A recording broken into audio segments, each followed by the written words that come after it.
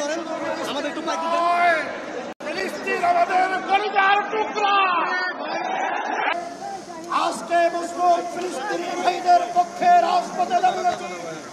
আমরা দাবি জানাতে চাই, গণহত্যাকারী নেতানিয়াহু এবং তার ইসরায়েলকে পৃথিবীর মানচিত্র থেকে মুছে দিতে হবে।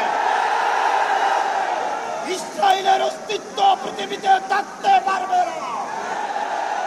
গণহত্যার দায়ে নেতানিয়াহুকে ফাঁসিতে ঝুলাইতে হবে। স্পষ্ট ভাষায় ঘোষণা করতে চাই, দীর্ঘ ৭৫টি বছর আজকে ইসলামের প্রথম কেবলা বাইতুল মুকাদ্দাসের পবিত্র ভূমির মুসলমানরা রক্ত দিচ্ছেন, আর রক্ত দিতে চাই না, এবার রক্তের প্রতিশোধ দিতে চাই।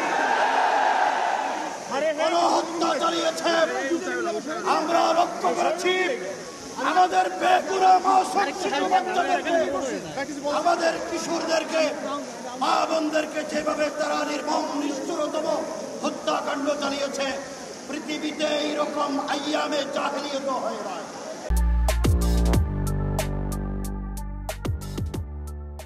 ইসরায়েলের কোন পণ্য বাংলাদেশে বাজারজাত করতে দেওয়া যাবে না, যাবে না, যাবে না। ইসরায়েল এবং ভারত মুসলিম লীগের প্রতিদ্বন্দ্বিতা নেমেছে। ভারত গুজরাটের কসাই মিস্টার মোদি এবং তার দল ভারত থেকে মুসলমানদেরকে নিধনের চক্রান্ত শুরু করেছে।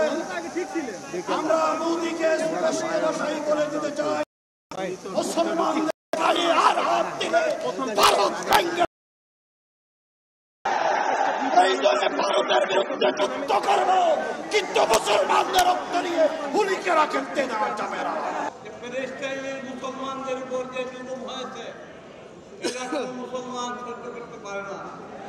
আমরা পবিত্র রমজানকে সামনে রেখে হযরত উলামায়ে কেরামদের অচ্যুত কুরবানির বিনিময়ে প্রতিষ্ঠিত হেফাজতে ইসলাম, এই হেফাজতে ইসলামের লাশ নিয়ে আমরা বয়ান করেছি।